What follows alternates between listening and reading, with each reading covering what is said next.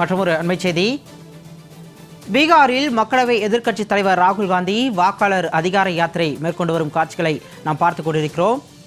தர்பங்காவில் நடைபெற்று வரும் யாத்திரையில் ராகுல் காந்தியுடன் பைக்கில் அமர்ந்து சென்ற பிரியங்கா காந்தியின் காட்சி காண்போரை பரவசமாக்கியிருக்கிறது. அண்மை செய்தியாக நாம் பார்த்துக் கொண்டிருக்கிறோம். கூடுதல் விவரங்களோடு சிறப்பு செய்தியாளர் யோகேஸ்வரன் இணைப்பில் இருக்கிறார். விவரங்களை கேட்டு பெறலாம். வணக்கம் யோகேஸ்வரன்.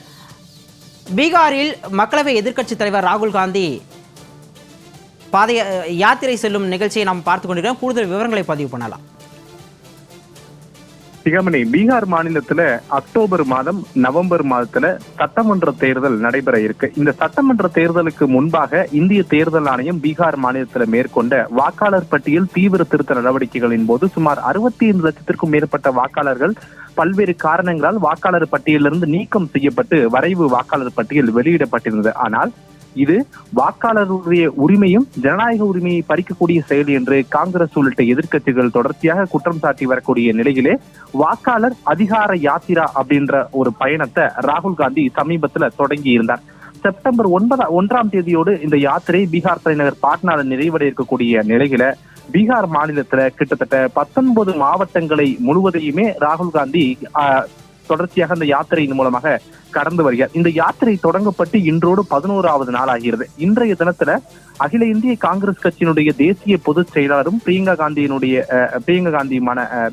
இன்று ராகுல் காந்தியோடு அந்த யாத்திரையில 2வது நாளாக பங்கேற்றக்கூடிய காட்சிகளை பார்க்க முடிகிறது. பீகாரினுடைய தர்பங்கா பகுதியில நடைபெற்று வரக்கூடிய இந்த யாத்திரையில ராகுல் காந்தி இருசக்கர வாகனத்தை ஓட்டுவதும் பின்புறத்துல பிரியங்கா காந்தி அமர்ந்திருந்து அவர்கள் இந்த யாத்திரையில பங்கேற்றக்கூடிய காட்சிகளை பார்க்க முடிகிறது. அதற்கு பின்புறத்துல நம்ம இன்னொரு காட்சிகளை பார்க்க முடியும். சிவப்பு நிற உடையெடுப்பார். அவர் பீகார் மாநிலத்துடைய முன்னாள் துணை முதலமைச்சராக இந்த தேஜஸ்வி யாதவ் அவரையும் பார்க்க முடிகிறது. எனவே பல கட்சிகளை சார்ந்திருக்கூடிய தலைவர்களும் ராகுல் காந்தியுடைய இந்த வாக்காளர் அதிகார யாத்திரையில பங்கேற்று இருக்கிறார்கள். இன்றைய தினம் தர்பங்கா பகுதியில் நடைபெற்று வரக்கூடிய இந்த யாத்திரையில கிட்டத்தட்ட ஆயிரக்கணக்கான காங்கிரஸ் கட்சியினுடைய தொண்டர்களும் அதே போல ராஷ்டிரிய ஜனதா தளத்தை சார்ந்திருக்கூடிய கட்சி தொண்டர்கள் உள்ளிட்ட பலரும் பங்கேற்றக்கூடிய காட்சிகளை பார்க்க முடிகிறது.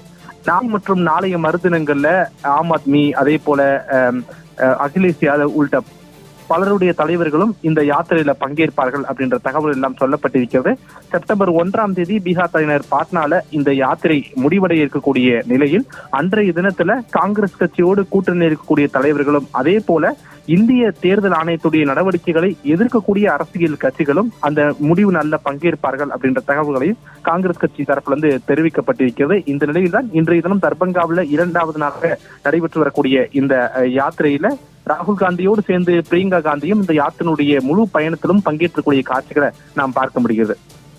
கூடுதல் விவரங்களோட இணைப்பில் வந்தமைக்கு நன்றி யோகேஸ்வரன்.